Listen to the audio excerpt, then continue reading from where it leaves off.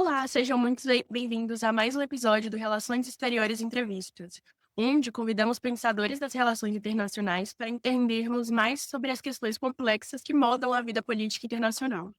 Hoje, nosso encontro é uma verdadeira viagem pela história e pela construção do poder no cenário internacional. Vamos conversar sobre a influência e o papel dos Estados Unidos assumiram na ordem internacional. Questões tratadas no livro O Império Hesitante, a ascensão americana no cenário internacional. A obra que o nosso convidado publicou recentemente e que propõe uma análise profunda e crítica sobre como os Estados Unidos se consolidaram como potência mundial e como esse processo foi marcado por disputas, discursos de poder, exclusões e construção de identidades.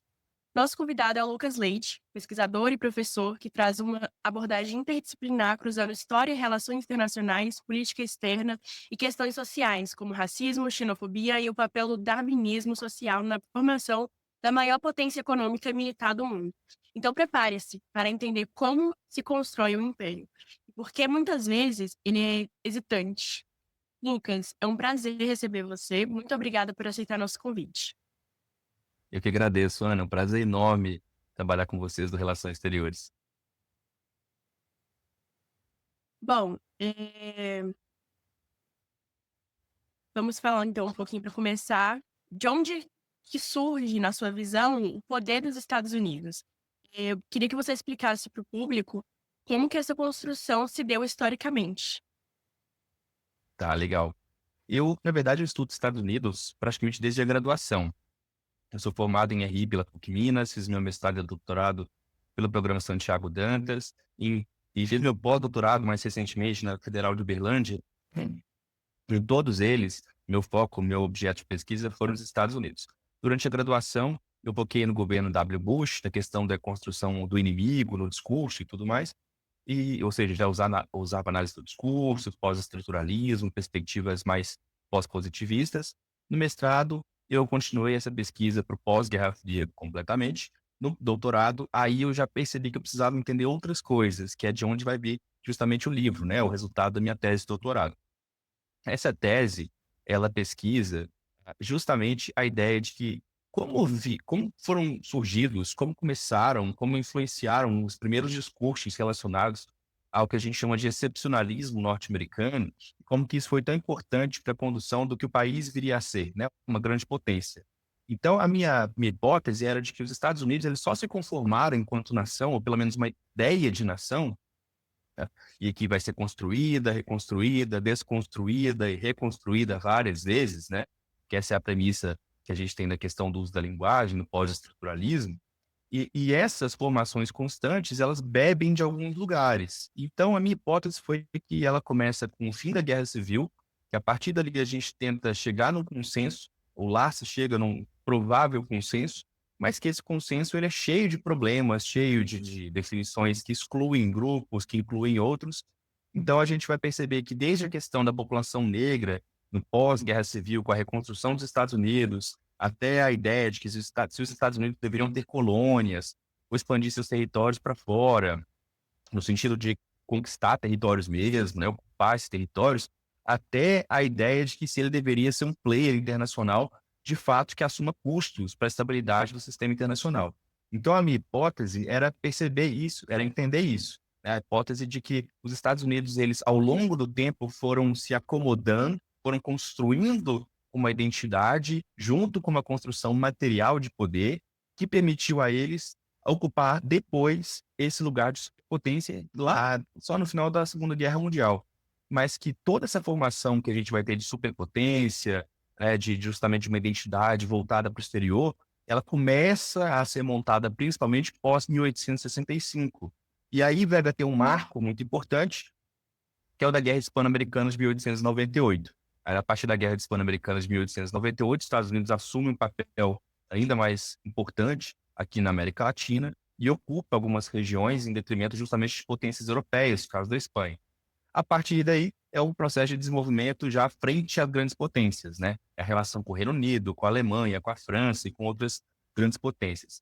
Então, eu queria estudar esse período justamente para poder entender como essas narrativas foram se desenvolvendo e como que essas narrativas que nós temos hoje, e que são tão fortes até agora, a gente usa isso, essas narrativas de dentro e fora, amigo inimigo, civilizado barbárie, né, migrante nacional, como que isso foi se constituindo lá nesse primeiro ponto que eu digo que seria justamente de um consenso inicial, que é a da formação identitária pós 1865.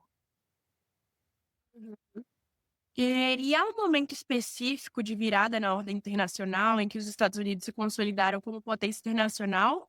Ou isso é um processo mais difuso? Eu acho que é um processo difuso, mas que tem um marco essencial no pós-Segunda Guerra Mundial. A Segunda Guerra vai marcar o fim da pré-ordem existente, daquela ideia de uma hegemonia britânica, vai tirar da Europa o centro das relações de poder, apesar dela, obviamente, estar envolvida nas questões de poder durante as próximas décadas, ali no século passado, mas foi a Segunda Guerra Mundial que determinou essa posição diferente dos Estados Unidos, que ele não é mais hesitante, portanto, né, a brincadeira com o título do livro, em ocupar esse lugar de superpotência, e ele o faz agora assumindo os custos disso tudo, com a criação do sistema de Bretton Woods, com a criação da ONU, a questão da OTAN e assim por diante. Diferente do período anterior, em que já existiam sim condições materiais, no sentido econômicas, comerciais, ideológicas, inclusive, para se construir uma nova ordem, mas os Estados Unidos ainda não se via ou não enxergava aquilo como um momento ideal ou como algo que traria benefícios para ele. Especialmente porque, de fato, ainda o entre-guerras, né, se a gente pega ali, por exemplo, depois da Primeira Guerra até a Segunda Guerra Mundial, a gente ainda vai ter esse posicionamento americano sendo muito contestado internamente. Então, na prática, desde 1865 até a Primeira, quase a Segunda Guerra Mundial, a discussão sobre se os Estados Unidos devem assumir um papel mais forte, assumir custos, né, portanto, pleitear esse lugar, ela está o tempo todo frequente ali, né, o que a gente chama de imperialistas ou anti-imperialistas, de uma forma mais grosseira. Uhum.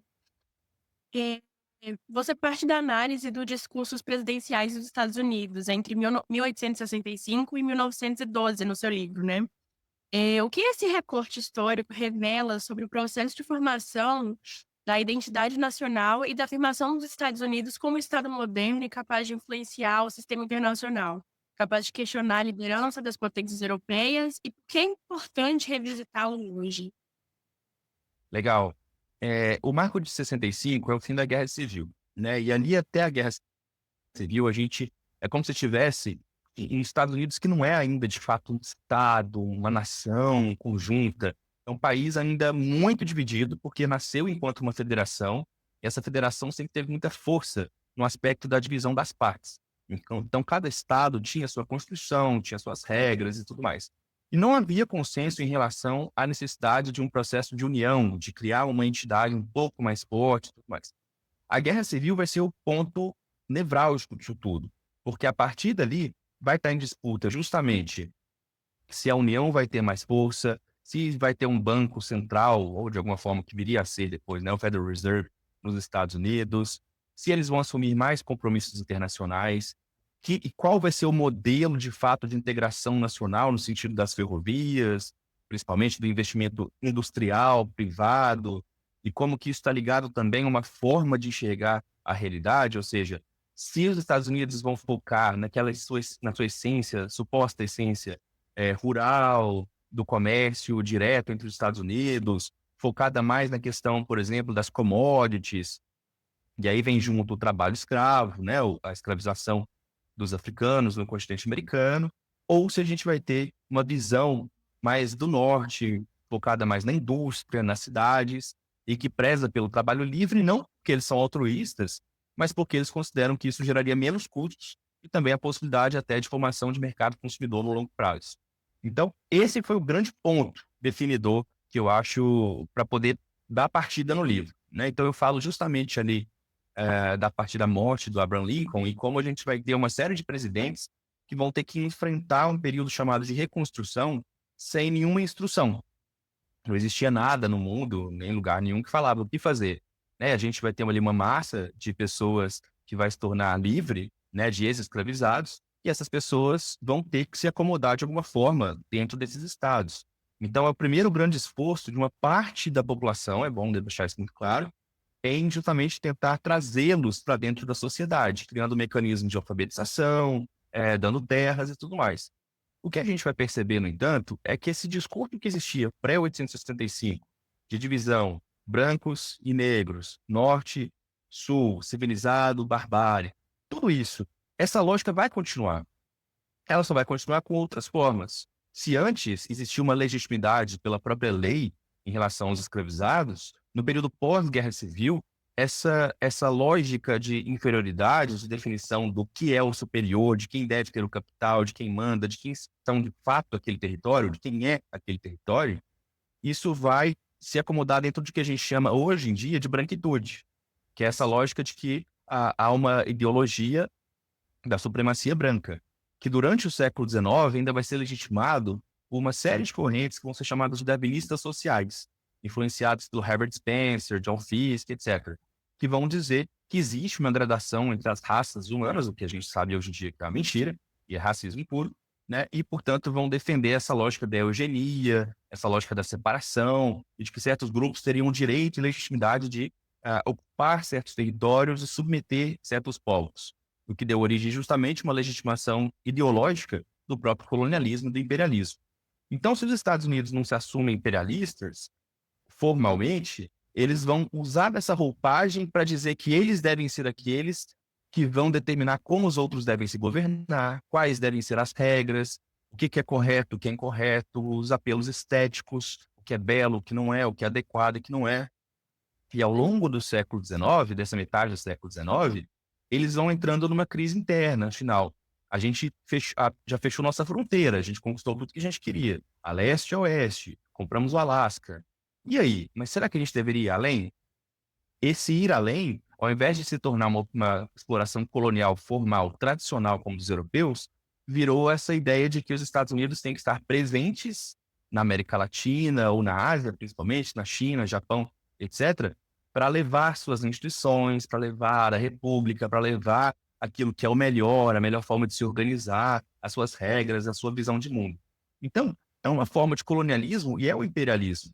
Só que ele ainda é muito hesitante, né? De novo, para brincar com a palavra. Ainda muito pensando duas vezes em quais cursos ele deve assumir, e com muito medo de ser chamado de colonial, de colonialista, de império, porque iria contra todo o discurso americano anti-europeu, que é a ideia de vocês são atrasados, porque vocês são monarquias até hoje, essas monarquias coloniais, vocês são brutos e tudo mais. E nós aqui na América, né, eles pensando nos Estados Unidos, é que já estamos num outro nível, numa superioridade com a nossa república, com as nossas leis, com o nosso experimento, que é como eles chamam os Estados Unidos, e sem fazer mal às pessoas. Então, claro, é uma grande reconstrução do significado do que é fazer bem ou mal para alguém, né, do que é colonizar, do que não é colonizar. Isso eu vou seguir até 1913, e eu paro ali em 1912 justamente porque é o ano anterior à Primeira Guerra Mundial. Então eu paro logo antes ali do governo Woodrow Wilson, que vai ser um ponto de inflexão importante, e que é onde eu vou estudar no meu pós-doutorado, né, que eu fiz pesquisa recente. Então eu peguei o pós-doutorado só para estudar o governo Wilson, inclusive fiz modificações na minha metodologia, no meu desenho de pesquisa, para poder adaptar algumas coisas, né? Ao invés do pós-estruturalismo, eu fui mais para o pós-colonialismo, para os estudos de branquitude. Mas nesse período em especial, de 65 a 1913, o que eu defendo é que existe um período de formação identitária dentro e fora, né? Que a gente não separa as duas coisas. Ao mesmo tempo em que você tem uma demarcação muito clara de quem é o americano dentro, você vai ter uma demarcação cada vez mais forte como esse americano fora, né? Supostamente para além do território. E aí eu uso muito pós-estruturalismo justamente por causa disso, para acabar com essa fronteira entre dentro e fora, para mostrar como que, na verdade, essa distinção, essa construção de identidade, quem é o americano, o que ele deseja, até onde ele pode ir, nada mais é do que adaptações narrativas de outras construções que vieram antes. Mesmo lá atrás, quando a gente pensa no excepcionalismo norte-americano, na doutrina Monroe, por exemplo. Uhum. O que os discursos dos presidentes desse período revelam sobre as intenções e os valores por trás da política externa americana?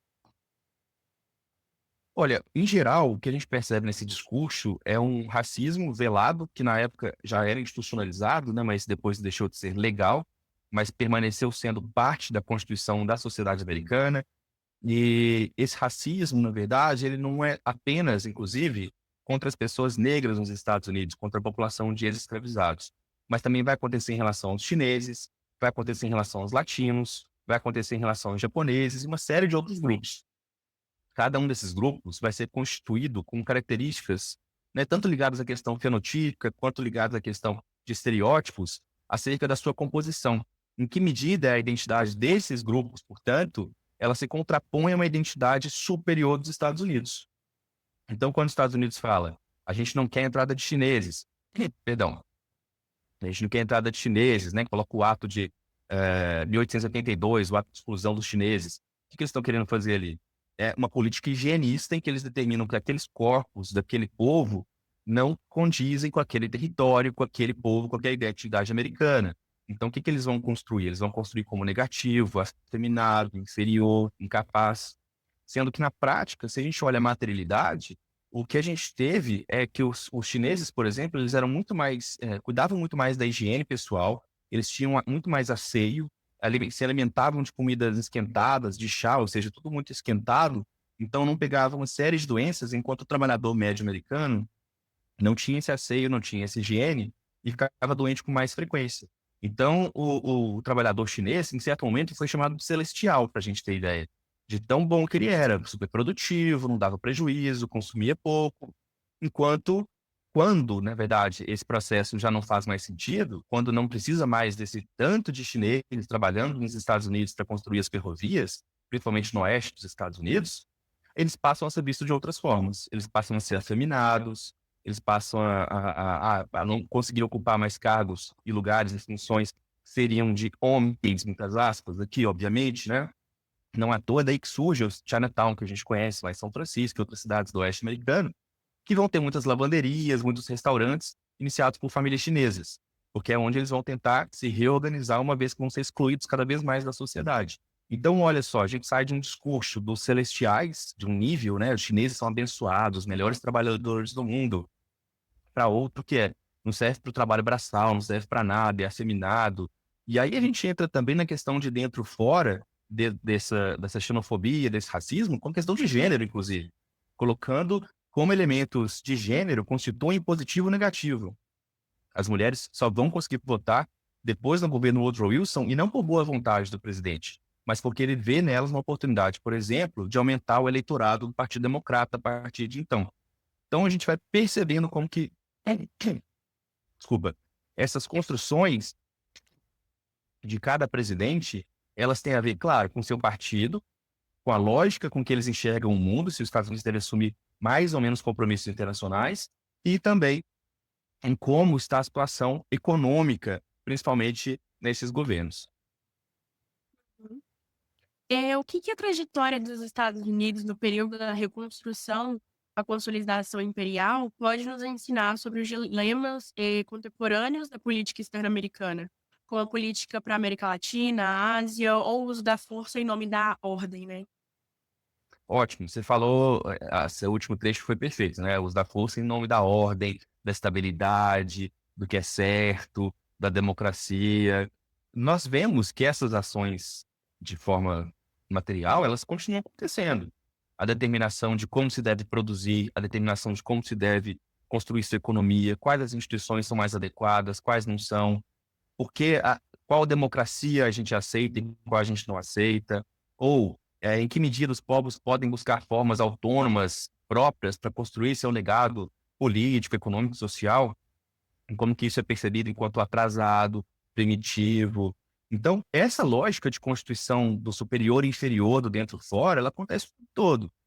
Nós pensarmos na atuação dos Estados Unidos, por exemplo, durante as ditaduras militares da nossa região, ou até mais recente, com participação, por exemplo, de empresários americanos em golpes na Bolívia e em outros países da América Central, na prática o que a gente tem continua sendo a defesa de um modelo de capital, de exploração, de, portanto, continuidade de uma lógica que constrói os Estados Unidos e seu povo enquanto superiores em detrimento de tudo aquilo que seria o latino.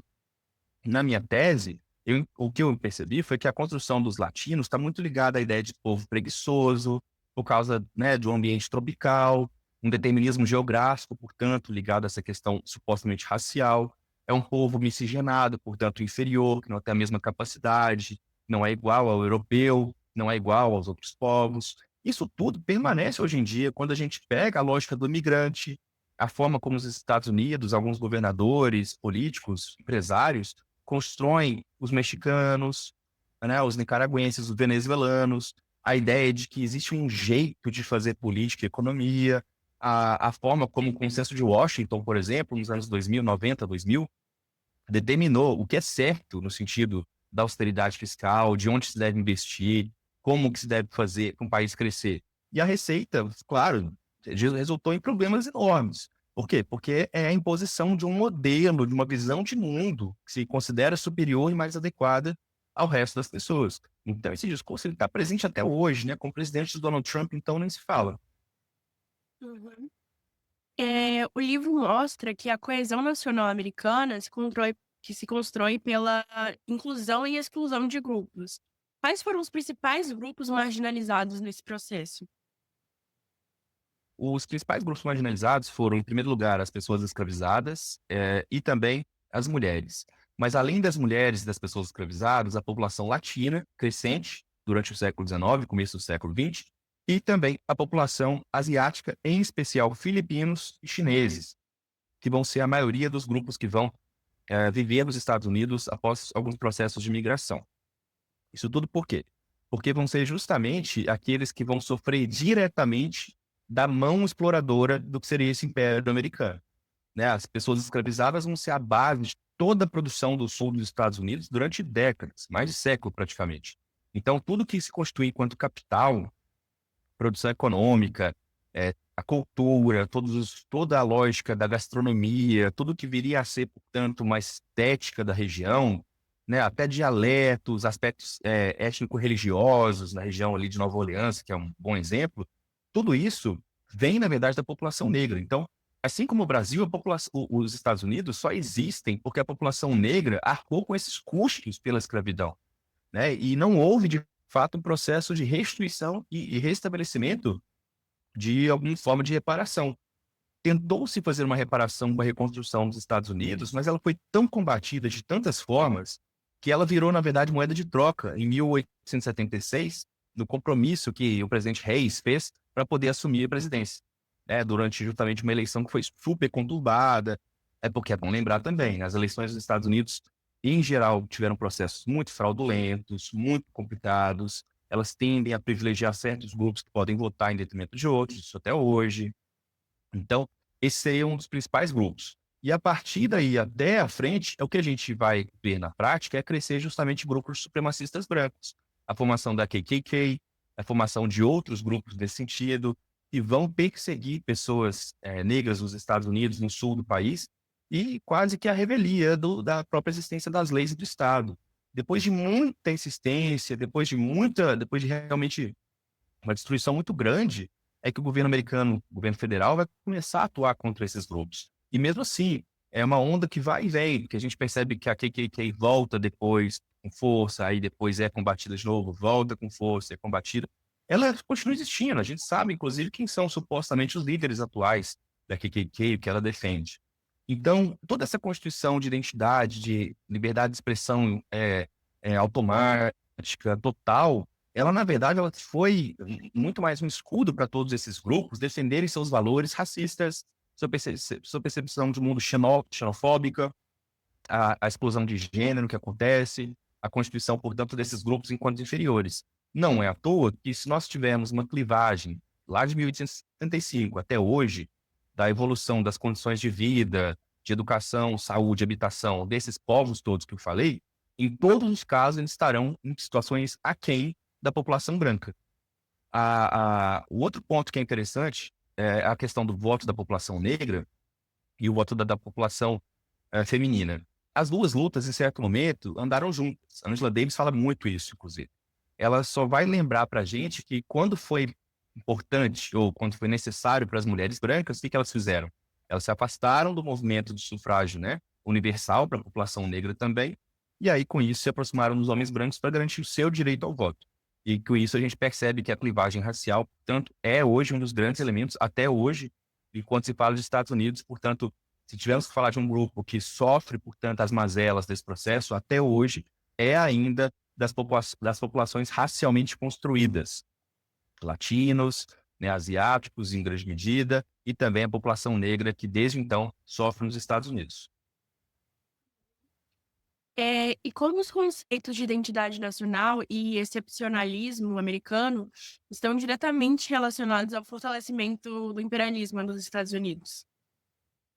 Os Estados Unidos ele precisa muito desse elemento desse excepcionalismo, e aí só fazendo um adendo, né? O que seria o excepcionalismo?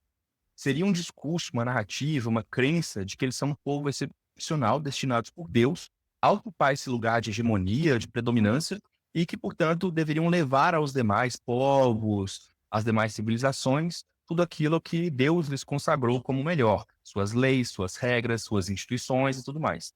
Esse discurso vem lá do Destino Manifesto, que é uma lógica que vem lá de trás, que tem a ver justamente com o discurso de um sermão na colina, ou seja, tem a lógica do discurso protestante, puritanismo, né, do puritanismo britânico.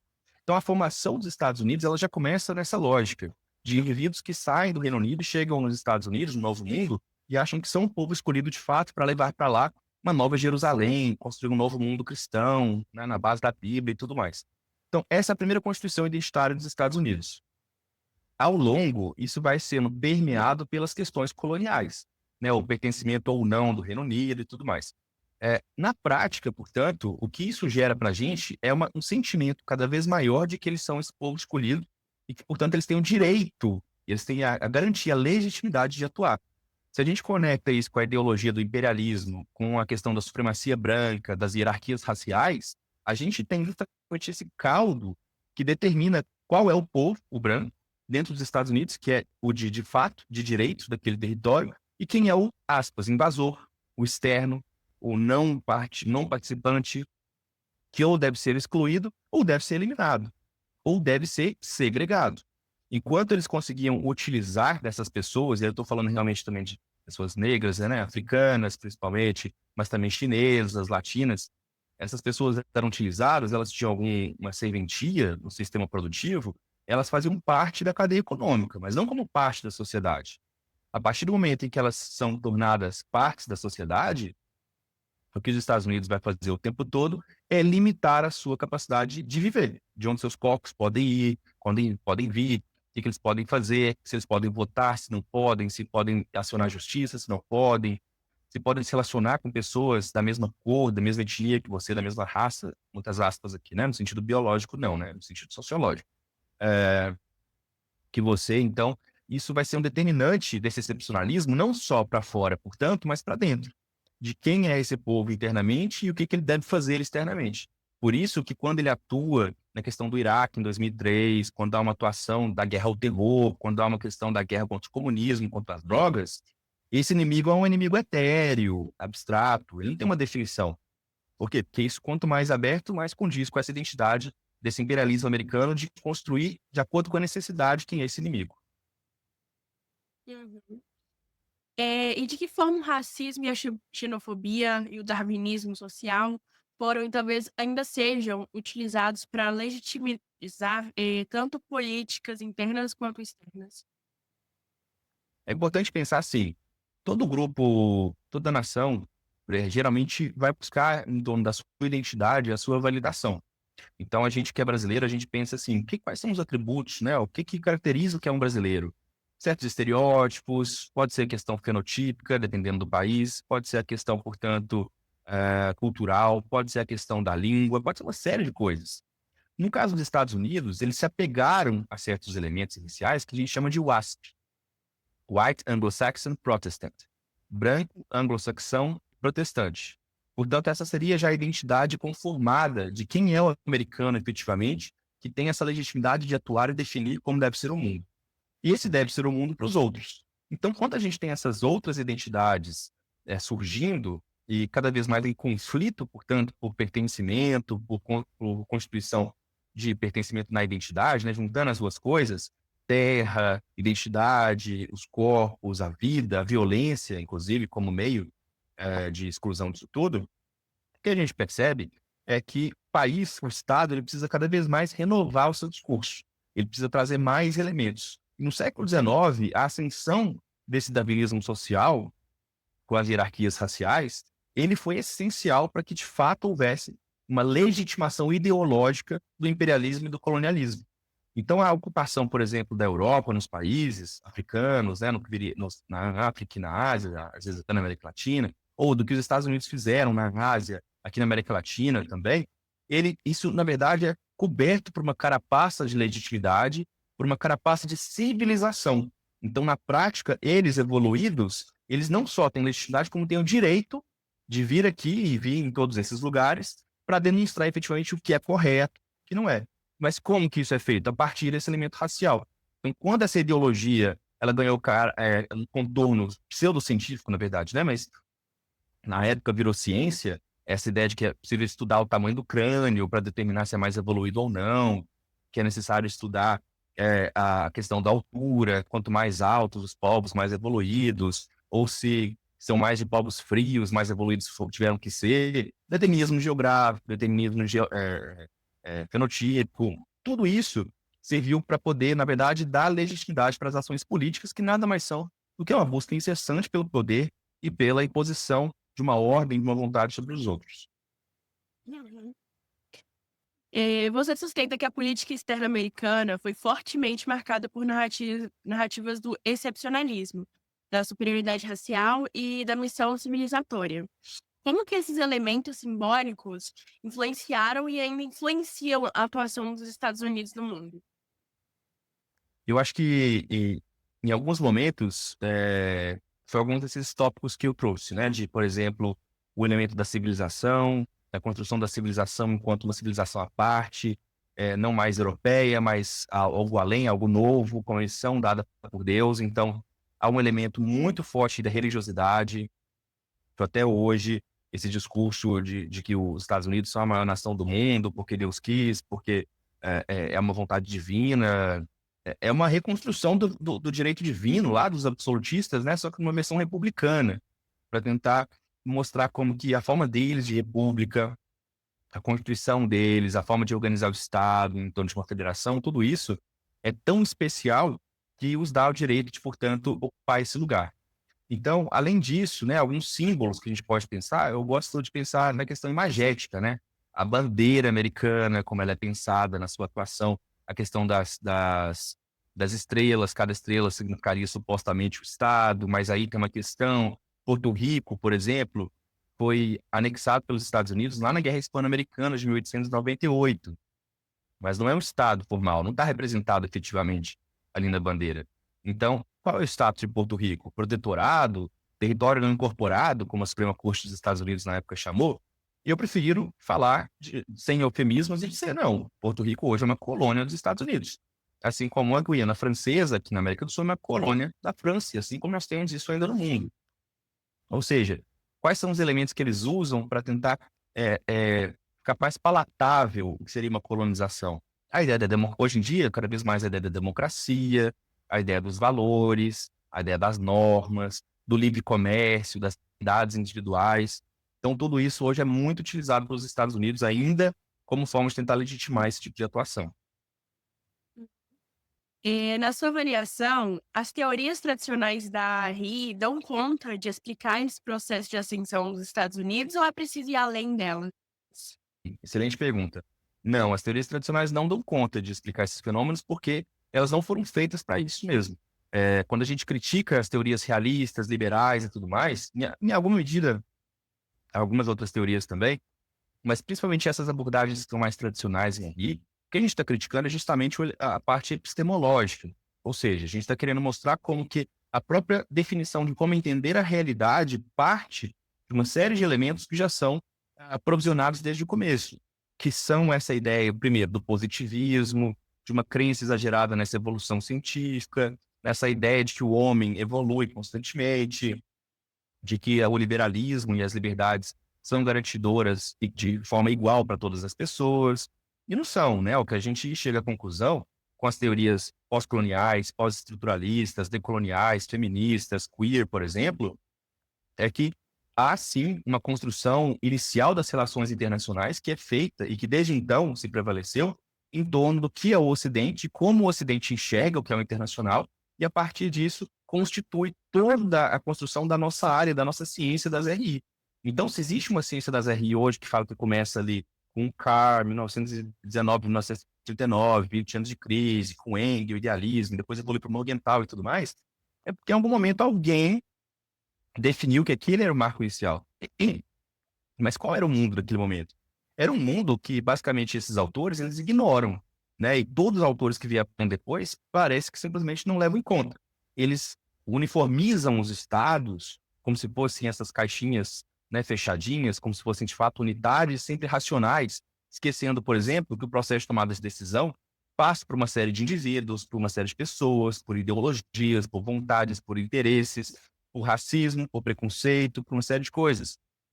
Então, o que eu proponho, por exemplo, nas minhas pesquisas mais atuais, e desde então, é que a gente dê passos atrás, quando vai falar, por exemplo, de formação de teoria política de relações internacionais, e entenda que essas teorias que se prezam universalistas, na prática o que elas fazem é essencializar tudo, essencializar todo mundo. Então, é como se na prática não ocorresse o racismo e isso não tivesse impacto, por exemplo, nas relações de poder entre as grandes potências. É como se esse liberalismo europeu ele tivesse gerado liberdades individuais, né, do Estado, de associação, etc., partidos e tudo mais, para todo mundo. Mas não foi assim. E quando a gente fala, por exemplo, da Liga das Nações, né? Ah, a Liga das Nações foi um grande passo evolutivo. Mas vai ver lá atrás quem pôde fazer parte da Liga das Nações. E como é que eles chamavam os povos que não eram considerados civilizados. Isso tudo mostra para a gente que a constituição da nossa área e as teorias que embasaram o início da nossa área até um momento muito recente são todas carregadas de uma clivagem que é de gênero, que é racial, que é social. E que não dá para entender relações internacionais de fato com profundidade sem entrar nessas minúcias, porque elas não são minúcias, na verdade. Elas são os elementos constitutivos. Né? E aí eu trago, por exemplo, o Charles Mills, que tem um livro que chama O Contrato Racial, em que ele vai falar isso. Olha, na prática, não é o contrato social que é feito. O contrato social que estabelece a ordem, sabe essa ordem internacional da escola inglesa, tudo bonitinho, tudo funciona, é entre os ocidentais, brancos, europeus, americanos, etc. Aí existe uma ordem de fato. Agora, para os outros, é uma ordem racial. E essa ordem racial existe tanto lá no século XIX, XVIII, etc., até hoje que o Du Bois, inclusive, né, vai falar ainda dos Estados Unidos, que vai ser a linha de cor global, da qual vai vir esse conceito depois, que vai ser adaptado para vários outros autores agora na modernidade, né, mais contemporâneos. Então, é necessário olhar para vários outros autores que já falaram de relações internacionais, para perspectivas que não tomam como dado que supostamente é o sistema internacional, e nem tomam como dado que é o comportamento dos agentes e de como que as ideologias, as ideias, as vontades, os interesses podem sim se modificar e podem determinar na prática a maternidade do mundo. Uhum. Você percebe a permanência desse modelo de identidade excludente e expansionista na política interamericana atual? E quais exemplos você destacaria? A política externa dos Estados Unidos sempre foi determinada pela questão da exclusão, pela determinação de dentro, do fora, quem faz parte, quem não faz. Se a gente pensar ali, né, depois desse período, se pega a Segunda Guerra Mundial, o que que acontece? O inimigo vai ser muito claramente determinado, União Soviética e comunismo. Então, a determinação de quem faz parte e quem não faz vai estar toda carregada desse simbolismo, desse aspecto ideológico. Se o país tem tendência socialista ou comunista, ou é mais à esquerda, ou tem uma tendência mais progressista, ele naturalmente é visto como inimigo. A não ser, e aí esse país, independentemente dele ser democracia ou não importa, ele pode ser meu amigo ou pode ser meu inimigo. Então a gente vai ter países que são ditatoriais, com proximidade muito grande com os Estados Unidos, e países que às vezes não têm, supostamente a gente não percebe nenhum interesse, que vão ser considerados inimigos, supostamente porque também fazem parte dessa outra lógica. Então o que a gente percebe é que a política externa dos Estados Unidos ela é toda embasada na determinação do eu e do outro, do dentro e do fora. E esse eu e o outro dentro e fora é marcado pelas questões raciais, principalmente, mas também de classe, né, e também as questões de gênero. Então, é impossível hoje a gente falar que a política externa de algum país, uma grande potência que seja, não seja pautada nesse lastro de identidade que exclui o outro. em algum momento há uma exclusão, porque para fazer a identificação, o modelo atual que nós temos de construção de identidade, de sociedade, ele precisa excluir o outro, para que a minha identificação, a minha formação do meu self, do meu eu, faça sentido, para que ela seja coesa, para que ela não seja questionada, para que eu não para o americano, para ele não perguntar, por exemplo, como ele é tão racista internamente no seu país, a gente foca no inimigo externo, porque é no inimigo externo, no comunismo, no 11 de setembro, no terrorismo, a gente finge que é uma nação única. É todos os Estados Unidos, de quais todas as cores, todas as etnias e tudo mais, juntos contra a ameaça do comunismo. Então a gente percebe que, nesse sentido, essa construção ela existe até hoje e duvido muito que vá acabar tão cedo. Uhum. O Império Americano, ele ainda é hesitante nos dias de hoje ou ele assumiu de vez esse papel hegemônico?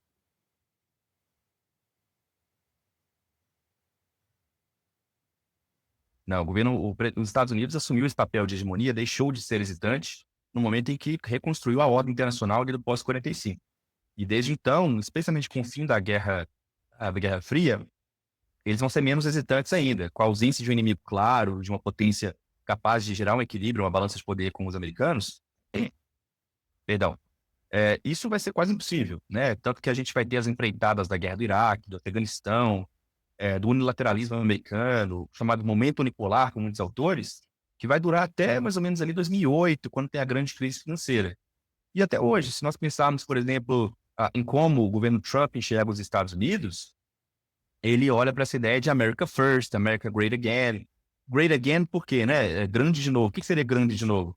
Grande de novo justamente trazendo esses períodos de crescimento industrial, de crescimento econômico forte, baseado justamente na exploração de outros povos, na constituição de uma massa fabril nos Estados Unidos, que recebe pouco, no grande capital, né, dos barões ladrões, como a gente chama isso, lá no final do século XIX, da Idade Dourada, de onde ele tanto se espelha, está muito próximo de ser justamente os barões ladrões hoje da Big Techs, que são essas pessoas que detêm um monopólio de capital, tecnologia imenso, maior que boa parte dos países do mundo.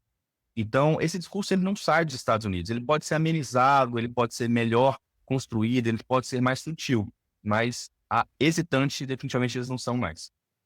Uhum. Por que que o cidadão brasileiro ganha, o que, na verdade, ele ganha ao entender os fundamentos ideológicos e discursivos da política externa dos Estados Unidos nesse período? Tem algum paralelo com a forma como a potência constrói hoje suas narrativas para influenciar o mundo de hoje? Sem dúvida. Eu acho que é muito difícil a gente realmente analisar o mundo de hoje sem levar em conta os aspectos das identidades, o aspecto racial, social, das narrativas, do discurso, porque se nós olharmos em termos da suposta racionalidade que prega as teorias tradicionais, a gente não consegue explicar basicamente mais nada. A gente vai ter uma capacidade explicativa para alguns conflitos, para alguns pontos específicos, mas para a essência do que é a interação na sociedade internacional, que é transnacional, que é ampla, diversa, fluida, com muitos atores, multipolar. Essa visão, portanto, ela não pode ser mais restrita a elementos materiais, econômicos e políticos objetivos. Ela tem que sim, né? Os brasileiros têm que sim entender quem são os americanos, quem são os chineses, quem são os indianos, porque sem esse entendimento eficaz da identidade do outro, a gente não cria relacionamentos positivos, a gente não cria vínculos, a gente não sabe como lidar com o outro. E lidar com o outro é cada vez mais essencial no mundo que exige diversificação de parceiros, diversificação comercial, política e técnica. Hum.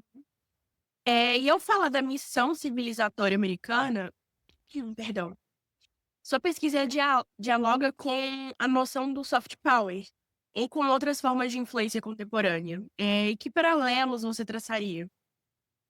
Aí tá uma discussão que eu faço muito com meus alunos, né? A questão do soft power. Porque eu sou muito crítico do soft power, né? E na minha tese eu trabalho justamente como que alguns elementos ideológicos vão construindo essa proximidade ou não dos atores. E o soft power, para mim, nada mais do que mais um conceito criado pelos americanos para legitimar o poder simbólico dos Estados Unidos. Então, a gente, quando fala que um país tem soft power, a gente está supostamente diminuindo um poder e aumentando o outro, sendo que na prática não se separa hard power e soft power. O NAI até vai tentar depois juntar isso no smart power e tudo mais, mas eu acho que é nada mais do que um elemento discursivo para os Estados Unidos falarem: olha como nós somos bons, legais, nossa civilização é bonita, nossa estética, nossos padrões, nossas normas, nossa cultura. E com isso legitima, inclusive, uma imposição, uma presença, que é comum hoje no mundo inteiro, né? Que é a lógica de que muitos querem ser como americanos, querem comprar o que os americanos fazem, querem copiar os influenciadores americanos. Em última instância, querem também as ideologias e também querem as instituições. Então, isso não anda separado de forma alguma.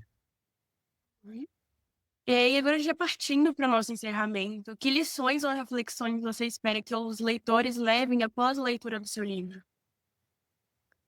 Eu adoraria que as pessoas me falassem que, a partir do livro, elas começaram a ver as RI de uma outra forma, que elas entenderam que a constituição do que nós chamamos de Estados Unidos hoje depende de uma série de variáveis, que foi uma construção longa, baseada em muitos símbolos, muitos signos, né, muitos elementos específicos que foram ganhando significado, ressignificando ao longo do tempo. Mais que isso, é uma leitura que eu espero que as pessoas, em algum momento, falem para mim que ajudou a explicar por que os Estados Unidos, né, não assumem também poder logo de cara no século XIX, por que eles demoram para assumir esse lugar no sistema internacional e como eles vão se enxergando cada vez mais próximos desse lugar que eles consideram que é deles mesmo, que é o da hegemonia. Mas que aí viria só mais para frente, que aí a gente pode falar de um livro no futuro. Uhum. E assim a gente chega ao fim de uma conversa extremamente rica, instigante e sem dúvidas necessária. Ao refletir sobre a ascensão dos Estados Unidos, a gente também olha para o mecanismo de construção de poder que seguem presentes no mundo hoje, né? E que continuam moldando relações, identidades e fronteiras. Eu agradeço imensamente a da sua participação, Lucas, eh, por compartilhar seu conhecimento, seus olhares críticos, que nos ajudam a entender não só o passado, mas também os desafios do presente, né? O livro O Império Hesitante e a Ascensão no Cenário Internacional está disponível na Amazon e é uma leitura fundamental para quem se interessa por história, relações internacionais, políticas e sociedade. E muito obrigada a você também que nos acompanhou até aqui. Se gostou, não esqueça de curtir, compartilhar e seguir nosso canal para não perder os próximos episódios. É isso aí, obrigado a vocês. Tchau, tchau, gente. Tchau, tchau. Muito obrigada.